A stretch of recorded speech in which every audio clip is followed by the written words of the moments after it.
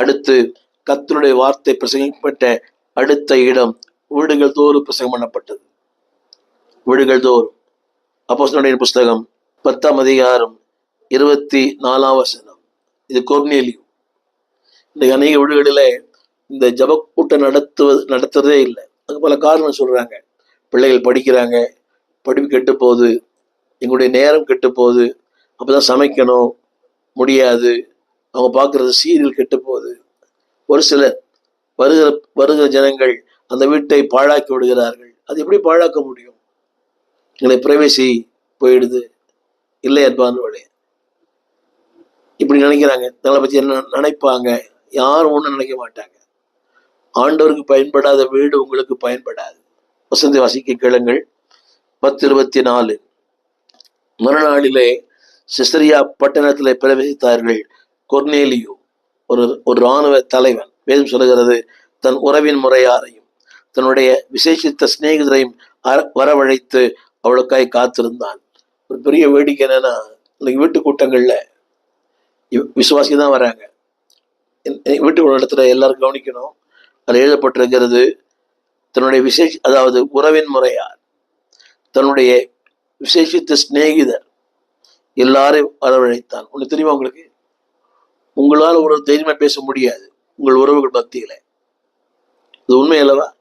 உங்கள் தாய் தகப்பனா இருக்கலாம், பெற்றோர் இருக்கலாம், பெரியப்பாவா இருக்கலாம், உங்க அங்கிளா இருக்கலாம். ஏன்னா உங்க வாழ்க்கை அவங்களுக்கு தெரியும்.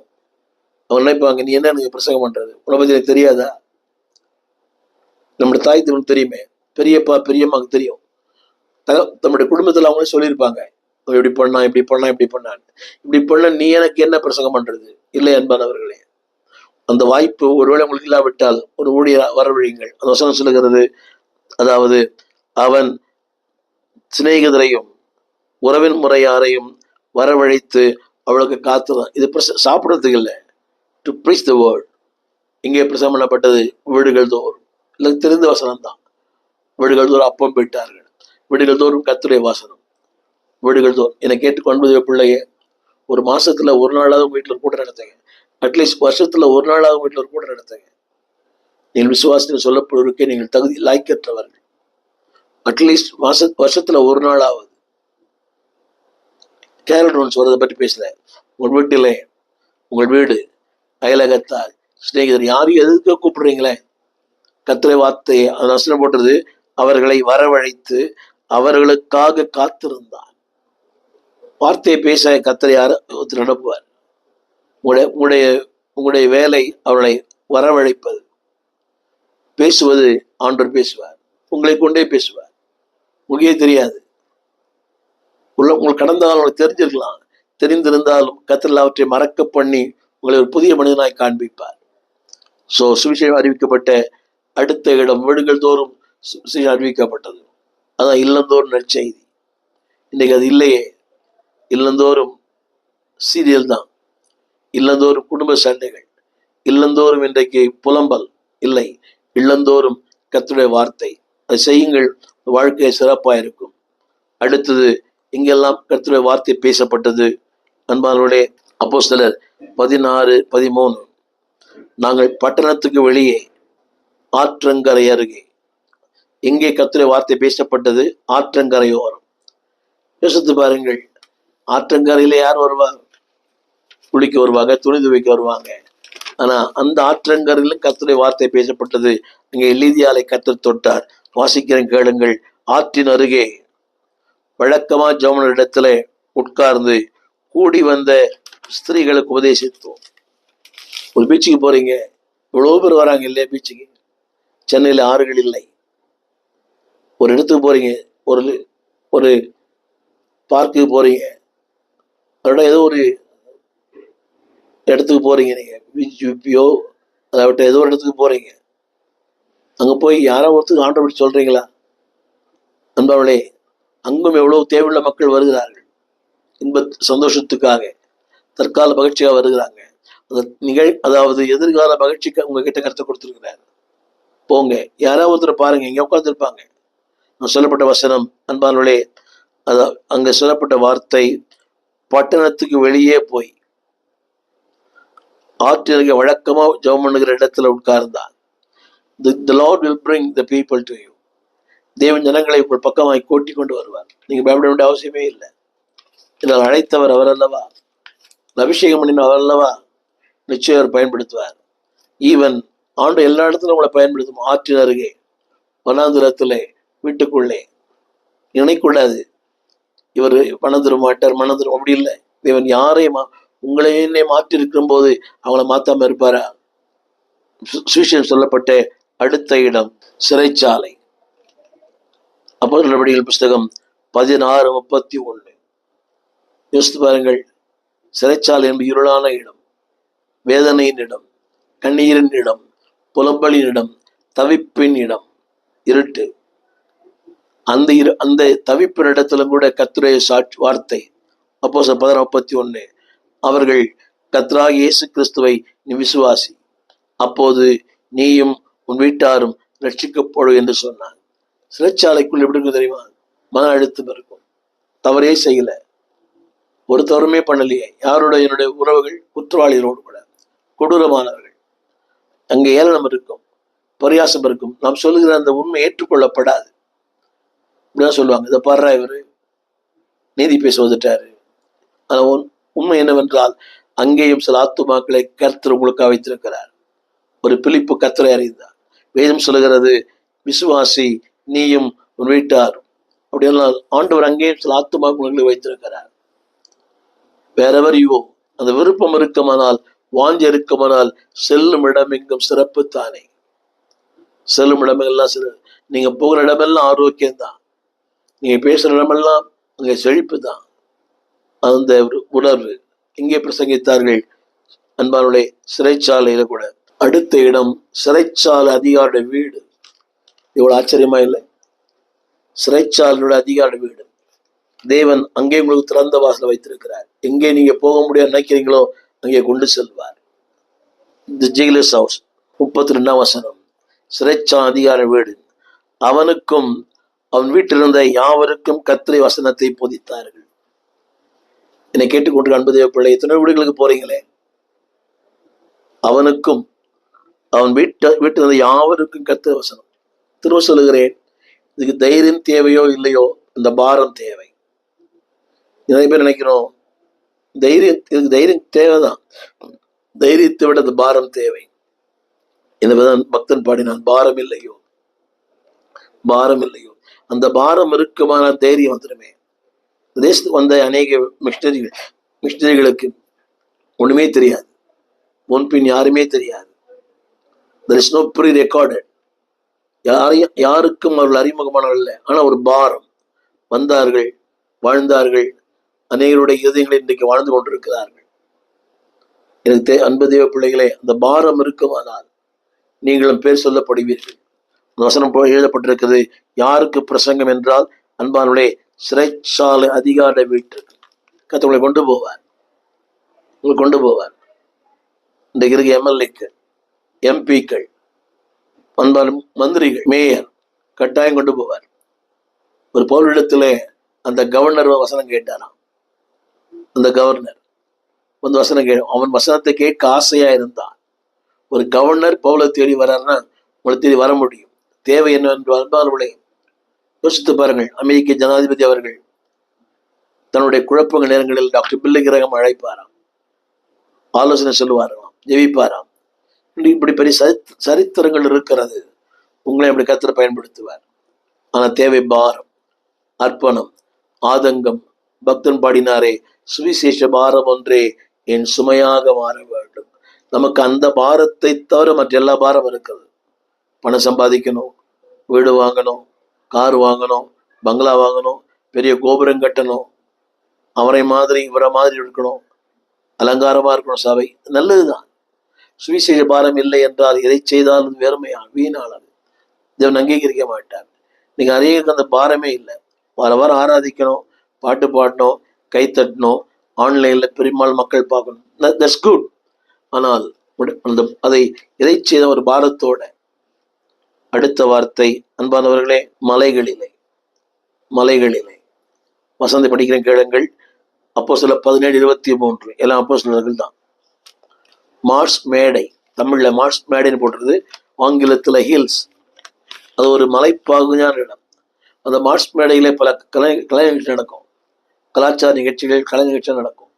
ஆனால் அந்த மேடையிலே இவருக்கு ஒரு இடம்.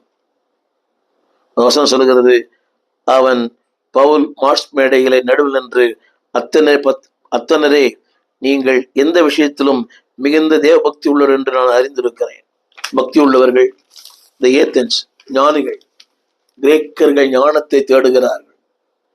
இது வெரி இன்டலெக்சுவல் பீப்புள். என்பதே பிள்ளையே, இன்டலெக்சுவல் மத்தியிலும் கத்தவங்களை பயன்படுத்த முடியும். இது உண்மை உண்மை உண்மை. கல்லூரி படிப்பு இல்லாமல் இருக்கலாம், வேதாமை இறையர் கல்லூரி இல்லாமல் இருக்கலாம், பட் காட் கேன் யூஸ். உண்மை நான் சாட்சியான என் வாழ்க்கையில சொல்ல முடியும். கடந்த மாதத்துல கூட பெல்ஃபாஸ்ட் என்கிற அயர்லாந்து தேசத்துல படித்த மத்தியில் ஹைலி குவாலிஃபைடு அந்த பள்ளியிலே, ஆக்ஸ்போர்ட் யூனிவர்சிட்டியில பிரசங்கிக்கிற ஒரு வாய்ப்பை பெற்றேன் மாணவர்களுக்கு. இதை விளம்பரங்களுக்கோ மிகைப்படுத்தலுக்கோ அல்ல. when God gives a vision, he can give the power. கவனிங்கள், அவர் அந்த தேவன் அதற்குரிய கிருபைகளை தருகிறார். God equips. when God guides, he equips. தேவன் நடத்துவார், ஆனால் அதற்குரிய கிருபைகளை தருவார். நான் யோசித்து பார்க்கிறேன், மிகப்பெரிய பள்ளி பெல்ஃபாஸ்ட் என்ற இடத்துல எல்லாமே ரொம்ப ரொம்ப பல நூற்றாண்டு இருக்கிற ஒரு பள்ளிகள். அதுல ஒரு மணி நேரம் கத்துரை, 15 நிமிடங்கள் கத்துரை வார்த்தை, ரிலீஜியஸ் கிளாஸ் சொல்லுவாங்க. அதுல ஒரு 20 நிமிடங்கள், அதுல ஒரு 3/4 மணி நேரம் தருவாங்க. அதுல பாடல், கதைகள், அதுல கத்துரை வார்த்தை, சாட்சி. நான் சொல்ல வந்த வார்த்தை, அன்பானவர்களே, God can use even in the hills. மார்ஸ் மேடை எல்லாம் ஞானிகள் பேசுகிற இடம் தான். அங்கேயும் கர்த்தர்களை பயன்படுத்த முடியும். They preach the gospel in the hills. ஆங்கிலத்துல மார்ஸ் மேடைன்னு போட்டிருக்குது, ஆங்கிலத்துல அதாவது ஹில்ஸ்ன்னு போட்டிருக்குது. அந்த வசனம் சொல்லுகிறது, அந்த வார்த்தை, அதாவது நீங்கள் தேவதா பக்தி உள்ள என்று அறிந்திருக்கிறேன். அவர்கள் குத்தப்பட்டார்கள், நான் என்ன செய்ய வேண்டும் என்பதை பிள்ளையே நான் சொல்லுகிறேன். ரெண்டு வாரம் சொல்லுகிறேன். உயரமான இடம், உயரமான மனிதர்கள், அங்கேயும் கர்த்தர்களை பயன்படுத்துவார். உயரமான இடம், உயரமான மனிதர்கள், உன்னதமான மனிதர்கள். God can use even that place. நீ நிறைய பேர் தான் பார்க்குறேன், அதற்கு நான் தகுதியானவில்லை, இதற்கு நான் தகுதியானவில்லை. நான் அப்படிதான் யோசித்தேன். பிரேசில்ல 32,000 பேருக்கு மேலாக, சாவோ போலோ என்ற இடத்துல 32,000 பேருக்கு மேலாக. அன்பானவர்களே, இந்த பாரம் இருக்குமானால் தேவன் யாரையும் பயன்படுத்த முடியும். தேவை பாரம், ஞானம் அல்ல, உலக அறிவு அல்ல, ஞானம். வசனம் சொல்லுகிறது, அன்பானவர்களே, he preached even the Mars, மேடையிலே பிரசங்கித்தான். அடுத்த வார்த்தை அப்போஸ்தலர் 19:9, அதாவது திறனு என்னுடைய வித்யாசாலையில் அனுதினமும் சம்பாதித்துக் கொண்டிருந்தான். அந்த வசனம் சொல்லப்பட்டிருக்குது. சில கடினப்பட்டு அவிசுவாசிகளாகிய கூட்டத்திற்கு முன்பாக இந்த மார்க்கத்தை நிந்தித்த போது அவன் அவர்களை விட்டு விலகி பவுல் சீஷரை அவரிலிருந்து பிரித்து கொண்டு போய் திறனு என்னுடைய வித்யாசாலையிலே அனுதினம் சம்பாதித்துக் கொண்டிருந்தான். இந்த வித்யாசாலை என்ற வார்த்தையினுடைய பொருள் என்னவென்றால் ஸ்கூல் ஆஃப் எஜுகேஷன். வித்யாசாலை அது ஒரு வடமொழி வார்த்தை, ஸ்கூல் ஆஃப் எஜுகேஷன். இங்கே பிரசங்கம் பண்ற படிச்சீங்களா? School of education, school of commerce, school of medicine, அதான் வித்யாசாலைகள் எல்லாம் கலந்த ஒரு இடம் தான். அந்த வார்த்தையை படிக்க கேளுங்க. அங்கே ஒரு வசனம் சொல்லப்பட்டிருக்கிறது, அதாவது அங்கே அவன் அனுதினமும் சம்பாஷித்துக் கொண்டிருந்தான். He preached the gospel every day. Where? In the school. Tamil பைபிள்ல, அதாவது வித்யாசாலை, தினந்தோறும். யோசித்து பாருங்க, அங்கே பிரசங்கம் பண்ண முடியுமா? முடியும். God can use. உங்களை தேவன் அப்படி பயன்படுத்துவார். உயர்ந்த ஸ்தானங்களிலே உங்களை குடியிருக்க பண்ணுவது மட்டுமல்ல, அந்த உயர்ந்த ஸ்தானங்களிலே உங்களை கர்த்தர் பயன்படுத்துவார். தொடர்ந்து தேவன் வார்த்தை பிரசங்கம் பண்ணப்பட்ட அடுத்த இடம் வீடுகள் தோறும், ஹவுஸ் டு ஹவுஸ். வசன ஆதாரம் 20:20 வெளியரங்கமாக வீடுகள் தோறும் பிரசங்கித்தான். இது எப்படி இருக்கு? வீடுகள் தோறும். ஒரு வீட்டில் ஏத்துப்பாங்க, ஏத்துக்க மாட்டாங்க. இந்த டாக்ஸ் ஊழியர்களுக்காக அதிகமாக ஜெபிக்க வேண்டும். அது ஈஸி தான். ஆனா அங்கே சகிப்புத்தன்மை தேவை. நிறைய பேர் கேள்வி கேட்பாங்க. என்னோட ஆரம்ப நாட்களில நான் தாம்பரம் என்ற இடத்துல படித்தேன், கல்லூரியில. என்னுடைய வீடு பீச் ஸ்டேஷன் பக்கம். ஒரு உண்மையை சொல்லுகிறேன், அந்த ஒரு ஆண்டு காலத்தில் 10 மாதங்கள் ஒரு நாளும் உட்கார்ந்த பிரயாணம் பண்ணினதே இல்லை. நான் ஏறுவது பீச் ஸ்டேஷன், அதான் ஸ்டார்டிங் பாயிண்ட். இறங்குவது தாம்பரம், அதுவும் அது எண்ட் ஆஃப் த பாயிண்ட். அதே போல் அங்கே அதான் starting end.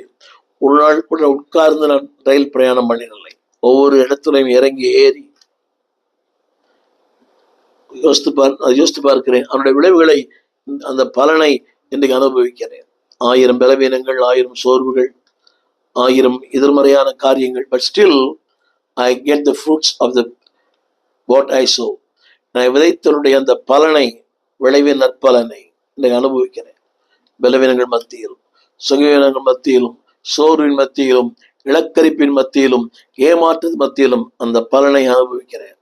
I get the result and also reward. இன்னைக்கு கேட்டுக்கொண்டு பிள்ளையே, காட் கேன் யூஸ் எனிவேர்.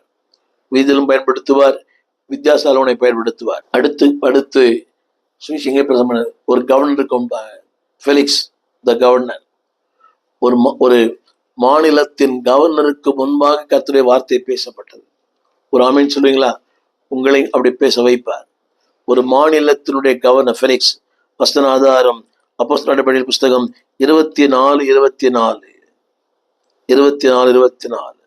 சில நாளைக்கு பின்பு ஃபெலிக்ஸ் யூதஸ்திரியாகிய தன் மனைவி துருசில்லாவை கூட வந்து பவுலை அழைப்பித்து கிறிஸ்துவை பற்றி விசுவாசத்தை குறித்து அவன் சொல்ல கேட்டான்.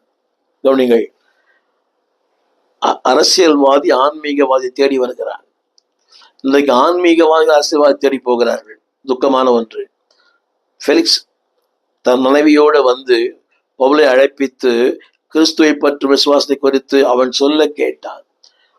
God can use among the governors, ராஜாக்களின் மத்தியில், ராஜ்யங்களின் மத்தியில், பாராளுமன்றங்களிலே, சட்டசபையிலே கர்த்தரை பயன்படுத்துவார்.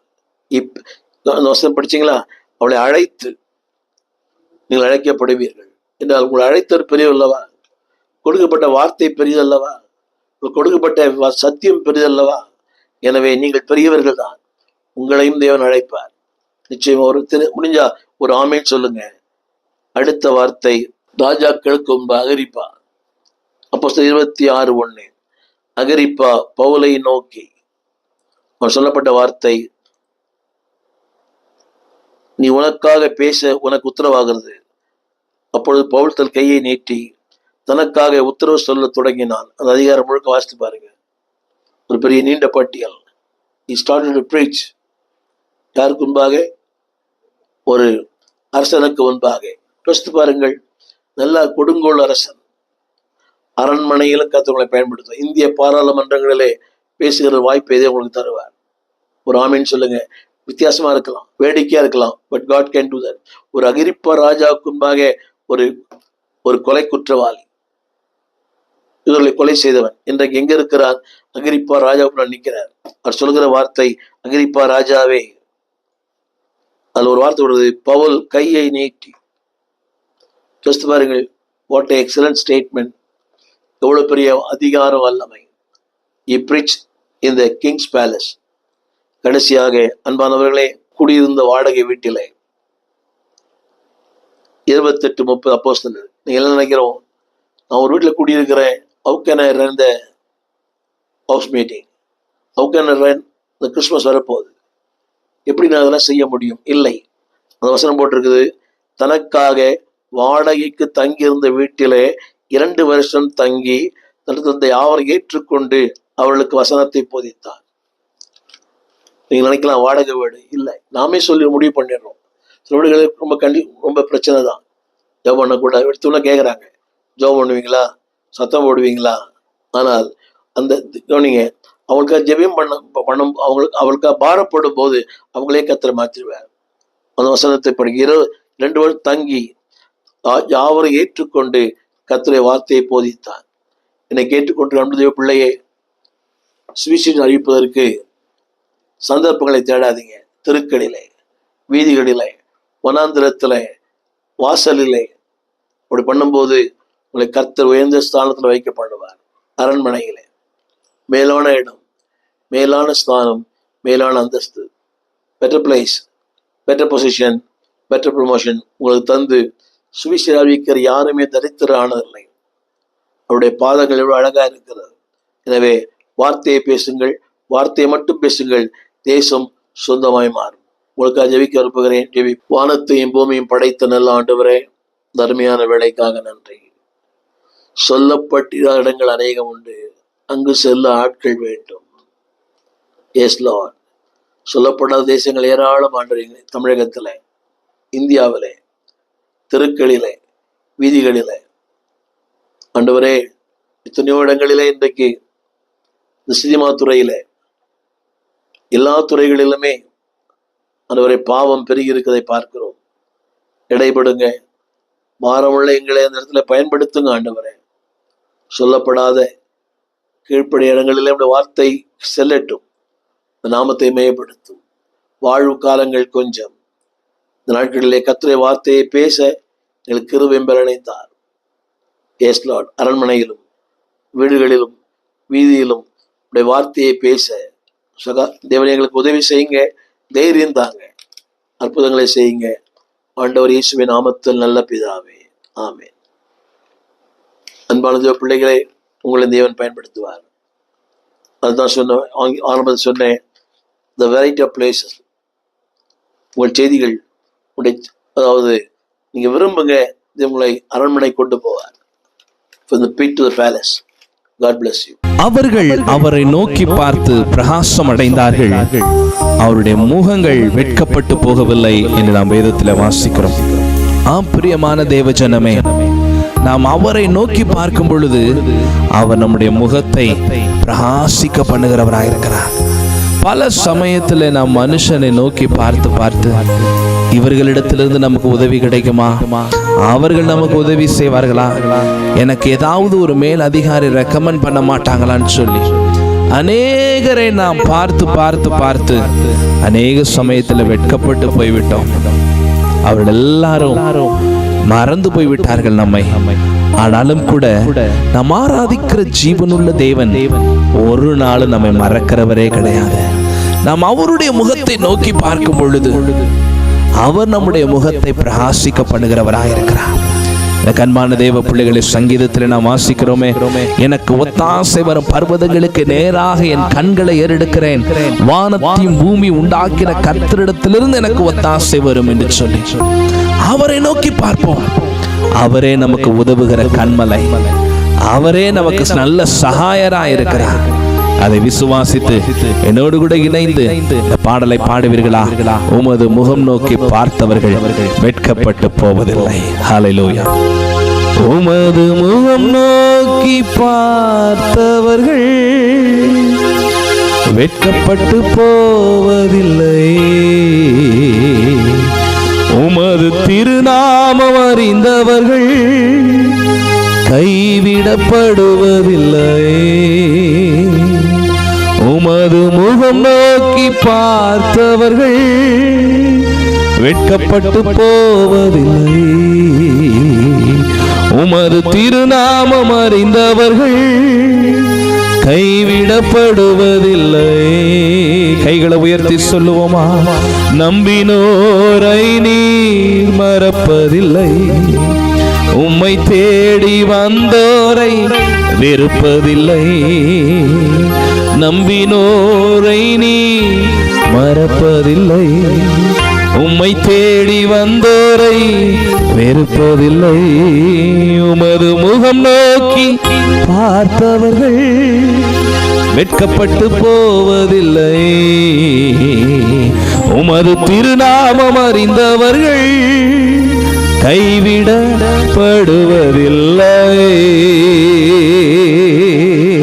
எல்லாரும் இணைந்து கரங்களை தட்டி தேவ நாமத்தை மகிமைப்படுத்தி பாடுவோமா? பாருங்கள், அவர் நாமத்தை மகிமைப்படுத்தி பாடுவோம். ஹல்லேலூயா. உங்களை அவர் உயர்த்துவார், உங்கள் முகத்தை பிரகாசிக்க பண்ணுவார், உங்களை வெற்றி சிறக்க பண்ணுகிறவர் அவர். நீங்கள் தோற்று போக பிறக்கவில்லை, நீங்கள் வெற்றி பெறுவதற்காகவே கர்த்தர் உங்களை உருவாக்கி இருக்கிறார். வாருங்கள் சேர்ந்து பாடுவோம்.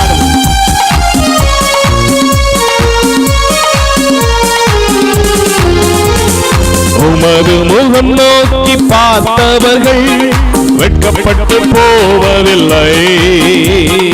உமது திருநாமம் அறிந்தவர்கள் கைவிடப்படுவதில்லை. உமது முகம் நோக்கி பார்த்தவர்கள் வெட்கப்பட்டு போவதில்லை. உமது திருநாமம் அறிந்தவர்கள் கைவிடப்படுவதில்லை. நம்பினோரை நீர் மறப்பதில்லை. உம்மை தேடி வந்தோரை வெறுப்பதில்லை. நம்பினோரை நீர் மறப்பதில்லை. உம்மை தேடி வந்தோரை வெறுப்பதில்லை. உமது முகம் நோக்கி பார்த்தவர்கள் வெட்கப்பட்டு போவதில்லை. உமது திருநாமம் அறிந்தவர்கள் கைவிடப்படுவதில்லை. உடைந்த பாத்திரம் என்று சொல்லி அவர் யாரையும் உதறி தள்ளுகிற தெய்வமே அல்ல. தம்மண்டை வருகிற எந்த பாவியும் அவர் புறம்பே தள்ளுகிறவர் அல்ல. தம்மண்டை வருகிற எல்லாரையும் அவர் அணைத்துக் கொள்ளுகிறவராய் இருக்கிறார். ஹல்லேலூயா.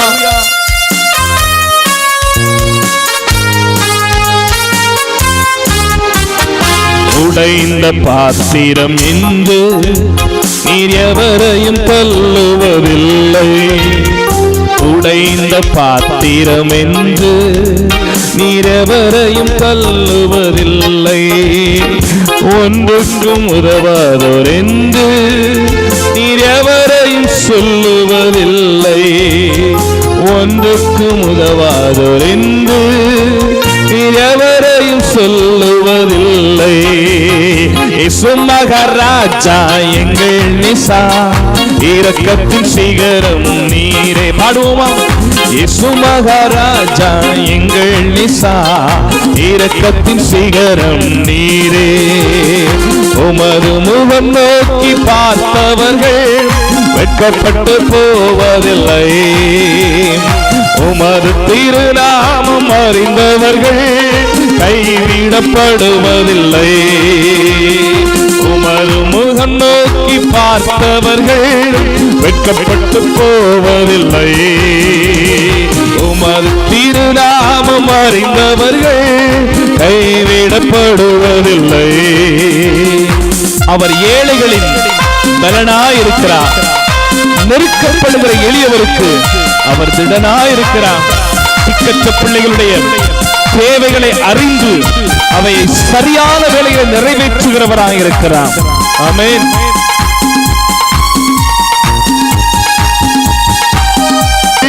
கைவிடப்படுவதில்லை. உமது முகம் நோக்கி பார்த்தவர்கள் வெட்கப்பட்டு போவதில்லை. உமது திருநாமம் அறிந்தவர்கள் கைவிடப்படுவதில்லை. நல்ல கைதட்டி தேவநாமத்தை மகிமைப்படுத்தி. அன்பானவர்களே, நீங்கள் திரையிலே திறந்த வாசல் துதியொலி கீதங்கள் என்ற ஒரு பாடல் புஸ்தகத்தை நீங்கள் பார்க்கலாம். ஏறக்குறைய ஒரு 773 பாடல்கள், புதிய பாடல்கள், பழைய பாடல் இருக்கிறது. சபையிலே பாடி கர்த்தரை ஆராதிக்க இந்த புஸ்தகத்தை வெளியிட்டிருக்கிறோம். இது ஊழியர்களுக்காக, சபைகளுக்காக நாங்கள் அதை குறைந்த விலையிலே கொடுக்கிறோம். இந்த பாடல் உங்களுக்கு தேவையானால் நீங்கள் எங்களோடு கூட தொடர்பு கொள்ளும்படி இந்த கீழ்காணும் இந்த தொலைபேசியில எங்கள் தொடர்பு கொள்ளலாம். கூகுள் பே, அதில் நீங்கள் பணம் அனுப்பலாம். ஊழியர்களுக்கு அதில் சலுகைகள் உண்டு. நீங்கள் மொத்தமாக வாங்கும்போது அதை நாங்கள் உங்களுக்கு சலுகை செய்வோம். நீங்கள் பாடி கர்த்தரை மையப்படுத்த அன்போடு கேட்டுக்கொள்கிறோம். இது ஏறக்குறைய ஒரு 50,000 பிரதிகள் வரைக்கும் வெளியிட்டிருக்கிறோம். திறந்த வாசல் துதியொலி கீதங்கள். தமிழ் பேசுகிற பல இடங்களிலே இந்த பாடல் பாடப்படுகிறது. பழைய புதிய பாடல்கள் எல்லாவற்றையும் தொகுத்து வெளியிட்டிருக்கிறோம். பாடி பரமனை மையப்படுத்துங்கள். God bless you. கர்த்தர் ஆசீர்வதிப்பாரா. எங்கள் விலாசம் போதகர் ஸ்டீஃபன் தேவகுமார், திறந்த வாசல் சபை, நம்பர் 65, பரமானந்த தெரு, 7 கிணறு, சென்னை 600001. தொடர்புக்கு 9841839287. மேலும் 04443183330. எங்கள் மின்னஞ்சல் stephenopendor@gmail.com. எங்கள் தேவ செய்திகளை யூடியூப் சேனலில் பார்த்து பயனடையுங்கள். தேவன் உங்களை ஆசிர்வதிப்பாராக.